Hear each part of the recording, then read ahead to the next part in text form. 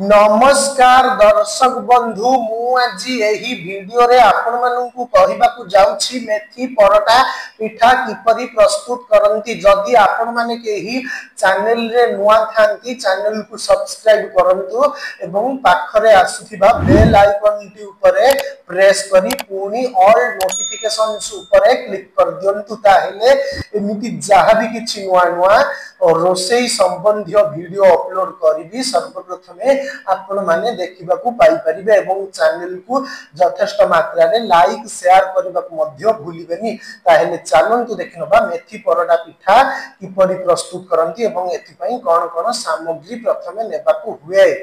आवश्यक सामग्री अटा 2 कप, छोट खंडे अदा, अल्प मेथी साग, अध चामच लंका गुंड, अध चामच लूण, हेंगु सामान्य, रिफाइन तेल 1 चामच।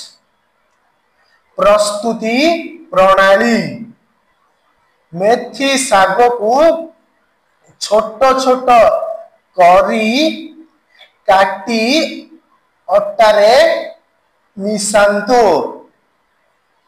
एथिरे टिकिए कटा अदा, हेंगु लंका गुंड चामचे रिफाइन तेल देई मिसाई चकटी दियंतु।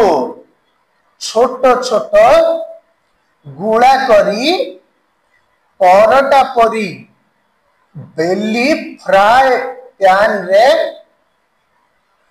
सेकंतु। तापरे अल्प रिफाइन तेल देई सेकंतु। बादामी रंग होई गले ओल्हाई दियंतु।